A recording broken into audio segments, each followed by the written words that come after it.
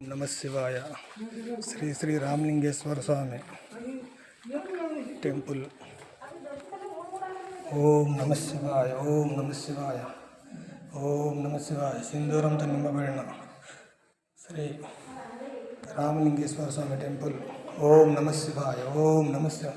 నమస్కారం పంతులు గారు. నమస్కారం.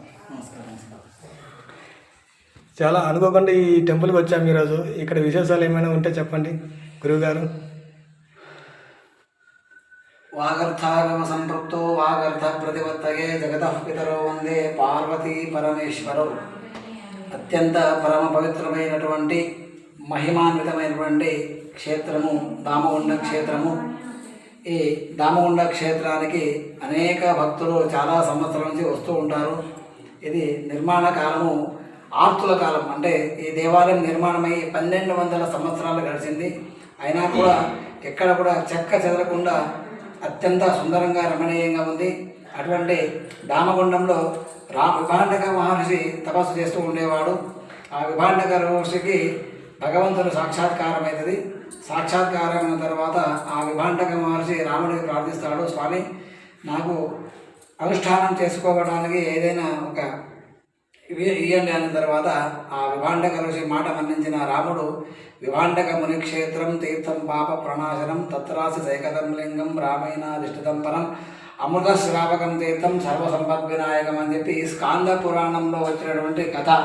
ఆ విభాండక మహర్షికి రాముడు అక్కడి నుంచే ఆ ఇసుకతోటి లింగాన్ని తయారు తీస్తాడు. ఆ లింగాన్ని మనం ఎదురుగా చూస్తూ ఉన్నాము.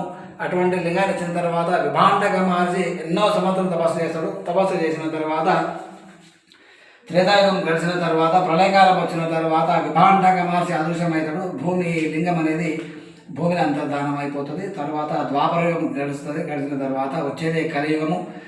కలియుగం ఆరంభమైన కొన్ని సంవత్సరాల తర్వాత ఇద్దరు వ్యవసాయదారులు వ్యవసాయం ఇక్కడ భగవంతుని మాన్యాల దగ్గర వ్యవసాయం చేసుకుంటూ ఉంటారు. ఆ చేసుకునే సమయం లోపల రాముడు ఇచ్చిన విభాండక మహర్షి తపస్సు చేసినటువంటి ఆ లింగము ఆ నాగలికి తాకుతుంది. ఆ నాగలిని ముందరికి వెళ్ళకుండా ఆ ఇద్దరు వ్యవసాయదారులు ఏంటిది ఆలోచన చేసి ఆ రాముడు ఇచ్చిన లింగాన్ని ఆ నాగలి మీద బరువుగా పెట్టి దున్నేవారు. ఇలా దున్నే సమయంలో ఒకరోజు భగవంతుడు వీళ్ళకి ఒక విశిష్టమైన మహిమ తెలవాలని చెప్పి ఆ తర్వాత ఆ పొద్దుగా వచ్చి సాయంత్రం పూజ చేసుకుంటారు. పూజ చేసుకున్న తర్వాత ఆ లింగం అనేది అక్కడక్కడ మార్పులు జరుగుతూ ఉంటుంది. జరిగిన తర్వాత ఇది ఏంటిది జడ పదార్థానికి జ్ఞానం అనేది ఉండదు ఈ కాలం లోపల ఎట్లా ఆలోచన చేసి